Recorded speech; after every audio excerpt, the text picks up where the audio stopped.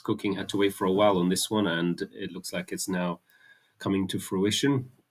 Why is this a long-term buy idea on pound yen? Let's just remove all of this, and this is what I'm looking at. So we had last quarterly candle here look slightly bullish. We took the low of that liquidity of that 3-month candle.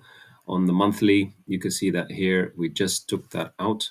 Right here we closed with slightly bearish doji candle, did not close below, and left a wick to the downside.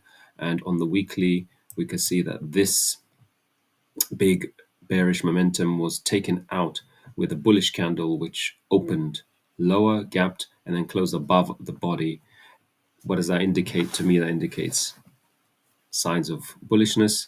The next candle was an inside bar, and then the next candle after that took the low of the inside bar, and it's creating a kind of a squeeze pattern, if you can see that right here, or a triangle, whatever you want.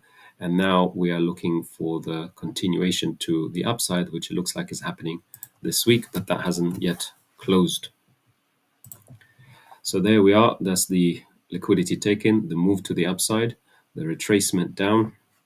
We have a whole bunch of possible stop losses and liquidity here. So it makes sense that we will go higher. And the next target will be this obvious high. And then we will see this gap here. I'm looking at this gap because overlapping gaps in candles in price usually are things to look at. And then the ultimate high will be up here, but that's a long way away, so I'm not going to predict that right now. And what's happened here, the low wise is giving me some extra confirmation, is because we have this low here, this gap. If you look on the 4-hour, this gap in the price, and the market reacted right off that multiple times, all across here. And then we had one last time we got that whole liquidity was taken, and then we shifted higher into a break of the structure, came down lower once again. We've got more liquidity being built up here. So again, tempting people to the downside, and then once again, another reaction. So what else can we see? Well, there's more clues to this. There's more kind of something that will back this up, is the fact that if we look at euro yen, what we can see is there is a divergence between, in an even higher time frame, which is a daily, between this low here and this low here. On euro yen we went lower, and pound yen we went higher. So pound yen is the stronger one of the two. Plus we have the divergence on a big time frame, daily time frame, and then that is showing real promise. So there we are, and that's the bullishness. Now, what's the other reason? The other reason is the yen index itself. Now let's look at the yen index here. So we've got this channel to the downside. If you want to have a look on the weekly, we left these lows here, which we're expecting to come back to. Normally market takes out the liquidity. We've made this high here, come down, coming back up into the original move where we began the fast move, hard move away. We've taken the liquidity here, taken out many people who had the stop losses here.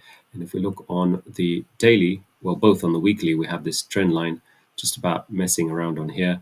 And then on the daily, we can see this reversal, wicks, and then pushing into the downside. Now, we haven't yet closed below. However, the idea here is that we can come back, give one more push into this area, into this gap in price, and then head down. So that would mean weak yen would give us strong pound yen. A weak yen currency means strength on any XXX yen's pairs. So that's the other scenario, and I'm not saying it's going to go all the way down here. Who knows? but there'll be a nice juicy idea and looks promising so far. But again, we'll see if it actually comes back up here, if it continues all the way down there. I don't know. This whole thing is a kind of range as well at the moment, so we'll see. It's a bit of guesswork at the moment. So we'll see what we'll trade what we'll see, know what we think, and if we have this move to the downside, creating a better price, obviously not breaching this clear low. So that will be the invalidation of the idea. Maybe we'll get something like move to the downside first on NFP. We've got NFP tomorrow, and then shifting higher, possibly. I don't know, but we'll wait and see. Watch for a reversal when the reversal happens. But so far, because of all this liquidity being built on the downside, that indicates more momentum, more upwards pressure, and this would be a nice place, a nice cheaper price. Although I don't like the word nice, but it is what it is. That's it. Yeah. If NFP doesn't trigger it, it may be next week on the daily or weekly chart, might be easier to see.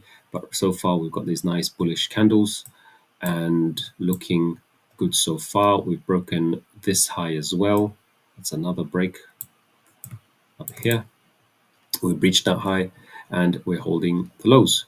So because of that long-term divergence in price with the correlated sister pair, which is Euro Yen, I'm looking for a long-term swing move. Whether we get up here or not, I don't know, but we've got these equal highs, which is liquidity as well.